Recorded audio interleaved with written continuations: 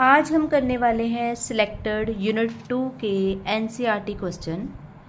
ये क्वेश्चन थोड़े इजी हैं जो आपका एक बेस बनाएंगे कि यूनिट सेकंड में किस टाइप के क्वेश्चन आते हैं और आपने उसको कैसे अटेम्प्ट करना है। Okay, so first question that is the storage battery of car has an EMF of 12 volt. जो ईएमएफ है स्टोरेज बैटरी की दैट इज़ 12 वोल्ट। ठीक है, साथ साथ हम गिवन लिखते जाएंगे जो भी है हमें दिया, E that is equals to 12 volt. Okay, if the internal resistance of the battery is 0.4। अब आपको पता है कोई भी बैटरी हो तो उसकी कोई ना कोई इंटरनल रेजिस्टेंस होती है, तो internal resistance denoted by R, तो यहाँ पर इंटरनल रेजिस्टेंस उसकी दे दी 0.4 ohm. Okay, what is the maximum current that can be drawn from the battery. जो बैटरी है कितना मैक्सिमम करंट जो है वो ड्रॉन करेगी वो हमने फाइंड करना है। ठीक है, तो अभी जो है एक जो स्टोरेज बैटरी है उसकी जस्ट ईएमएफ बोली है। ठीक है, और कोई एक्सटर्नल रेजिस्टेंस यहाँ पर गिवन नहीं है। ठीक है, हमने करंट उसका फाइंड करना है। So here the current drawn from the battery of EMF E, internal resistance R and external resistance R, that is I is equals to E upon R plus R। ये हमने formula consider किया था। ठीक है, जब हमने chapter discuss किया था वहाँ पर हमने कहा था ये फॉर्मूला है जब भी EMF गिवन हो। ठीक है, तो करंट फाइंड करने के लिए हम ये फॉर्मूला यूज़ करते हैं। फॉर द मैक्सिमम करंट, अगर करंट मैक्सिमम होगा, question is for the maximum current, तो अगर मैक्सिमम करंट होगा तो एक्सटर्नल रेजिस्टेंस क्या हो जाएगी, 0। So we have I is equals to E upon small r. So both the values are given. So substitute here 12 upon 0.4 and we get 30 ampere. So I is equals to 30 ampere. Okay, this is the answer of first question. Okay, clear? Next is second question. The second question is a silver wire has a resistance of 2.1 ohm. ठीक है, कोई silver wire है जिसकी resistance कितनी दी है, 2.1 ओम। ठीक है, तो रेजिस्टेंस हो गई 2.1 ओम एट 27.5 डिग्री सेल्सियस। मीन्स यहाँ पर टेम्परेचर दिया है, रेजिस्टेंस दिया है, तो से यहाँ पर एक और एंड रेजिस्टेंस ऑफ दिस, तो से this is R1 and temperature that is 27.5 degree Celsius. Similarly and resistance of R2 हमारी आ गई 2.7 ohm and T2 that is equals to 100 degree Celsius.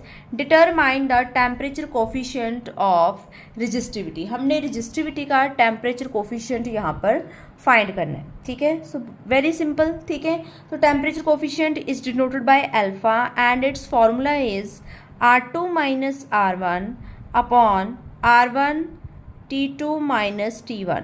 जो भी टेम्परेचर है, जो भी रेजिस्टेंस है उसका change divide by temperature change. तो आपके पास सारी वैल्यूज़ गिवन है। R2 is 2.7 minus R1 is 2.1, here R1 is 2.1, T2 is 100 minus T1 is 27.5 degree. Okay, so solve it. Solve करेंगे तो ऊपर माइनस करके आ गया आपका 0.6, नीचे यहाँ पर आ गया 2.1। इन दोनों को माइनस करोगे तो माइनस करके आ जाएगा आपका दैट इज 72.5 ये आ जाएगा and after solving we get 0.0039 degree Celsius. ठीक है, पर डिग्री सेल्सियस ये आंसर आ जाएगा इसका। ठीक है, सिल्वर वायर की रेजिस्टिविटी होगी। So silver is a good conductor. अगर गुड कंडक्टर है तो उसकी रेजिस्टिविटी भी कम होगी, तो उसका जो टेम्परेचर कोफिशिएंट जो होगा वो कम होगा। So it is 0.0039। Okay, next question आपका जो है important one that is ohm law universally applicable. क्या ओम लॉ जो है वो यूनिवर्सली एप्लीकेबल है? अगर है तब भी आपने जस्टिफाई करना है, अगर नहीं है, if not if not give example which do not अबे ओम लॉ। आपने वो एग्जाम्पल बतानी है जो ओम लॉ को अबे ना करती हो। ठीक है, तो हमने जब ओम लॉ पढ़ा था कि जब हीट इंक्रीज होनी शुरू हो जाती है, ठीक है, हीट इंक्रीज होनी शुरू हो जाती है तो रेजिस्टेंस इंक्रीज हो जाती है। रेजिस्टेंस इंक्रीज होने की वजह से करंट जो है वो डिक्रीज होना स्टार्ट हो जाता है। तो जो हम लीनियर ग्राफ पढ़ते हैं उसका, ठीक है, पहले तो लीनियर होता है, फिर बाद में जो है वो कुछ वह हीट प्रोड्यूस होगी तो वो कर्व्ड होना शुरू हो जाता है। ठीक है, so it means no ohm law applicable universally. ठीक है, हर मतलब यूनिवर्सली एप्लीकेबल नहीं है। It is fail for those conducting material for which V I graph is non linear. यहाँ पर नॉन लीनियर ग्राफ आना शुरू हो जाता है, वहाँ पर ये फेल हो जाता है। तो यहाँ पर अगर हम एग्जाम्पल की बात करें, ठीक है, फर्स्ट पार्ट का आंसर तो आएगा आपका नो। ठीक है, not universally applicable. And if not give the example which do not obey ohm law, जो ओबे नहीं करते ओम लॉ को वो हमने बताना है। तो फर्स्ट एग्जाम्पल हम बता सकते हैं सेमीकंडक्टर की।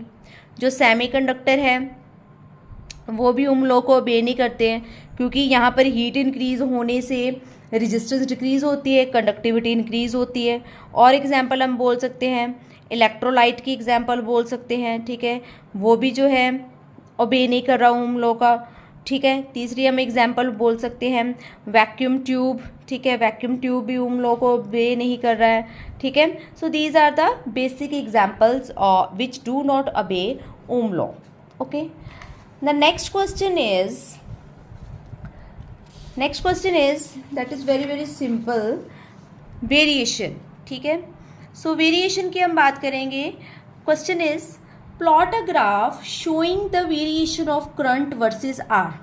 आपने करंट का आर के साथ जो है ग्राफ जो है वो बनाना है। ठीक है, करंट वर्सेस आर। ठीक है, and connected to the cell of EMF ई,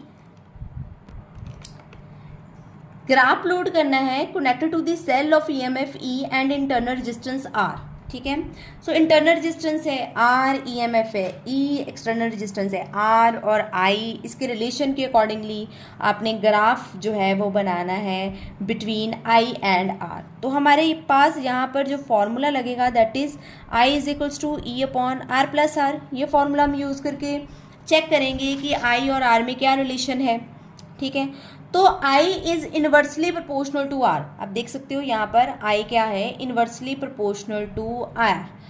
जब R की वैल्यू मान लो इतनी थी, R जब जितना R कम होगा I करंट उतना ही ज़्यादा प्रोड्यूस होगा। ठीक है, तो जितना R इंक्रीज होता गया, ठीक है, I क्या होता जाएगा, डिक्रीज होता जाएगा। R increase I decrease, R increase I decrease.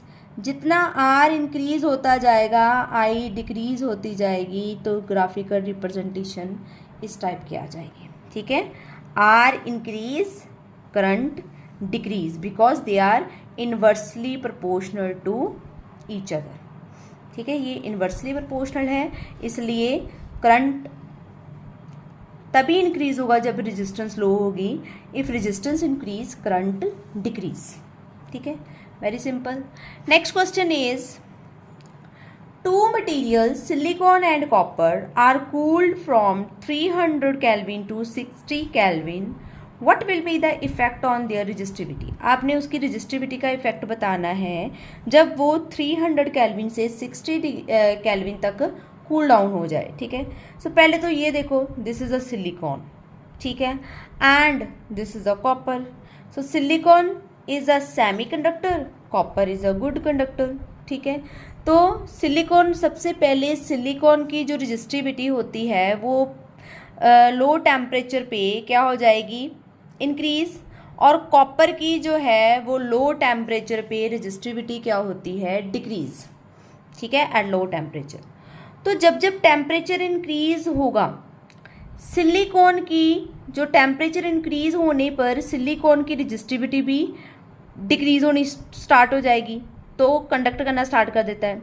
तो अगर टेम्परेचर इंक्रीज होगा तो रेजिस्टिविटी डिक्रीज होगी, बट अगर टेम्परेचर डिक्रीज होगा तो रेजिस्टिविटी इंक्रीज होगी। तो यहाँ पर अगर हम देखें कि 300 kelvin to 60 kelvin temperature decrease हो रहा है। ठीक है, तो यहाँ पर रेजिस्टिविटी क्या हो जाएगी उसकी, इंक्रीज, ठीक है। टेम्परेचर डिक्रीज, यहाँ पर 300 होगा, फिर 200, 100 कम होता जा रहा है। Temperature decrease, resistivity increase, temperature decrease, resistivity increase हो जाएगी, ठीक है। ऐसे हम समझेंगे, ठीक है। सो सिलिकॉन के केस में it is a semiconductor, resistivity क्या होती है, increase when it is cool down, okay. अगर हम बात करें कॉपर की, तो कॉपर में रेजिस्टिविटी क्या हो जाएगी, डिक्रीज हो जाएगी, ठीक है। जितना कूल होगा उतनी ही रेजिस्टिविटी, ठीक है। सो टेम्परेचर डिक्रीज होने पर पहले उसकी मान लो हाई टेम्परेचर पे उसकी रेजिस्टिविटी ज़्यादा होगी, ठीक है। टेम्परेचर डिक्रीज होगा, ठीक है, तो उसकी रेजिस्टिविटी क्या होनी शुरू हो जाएगी, रेजिस्टिविटी भी डिक्रीज होनी स्टार्ट हो जाएगी। सो temperature decrease, resistivity also decrease, ठीक है। तो टेम्परेचर अगर डिक्रीज होगा तो रेजिस्टिविटी डिक्रीज होगी इन केस ऑफ कंडक्टर्स, और अगर टेम्परेचर डिक्रीज होगा तो रेजिस्टिविटी इंक्रीज होगी in case of semiconductor. So these are most important 5 questions, ठीक है, which is NCERT text book questions. Thank you.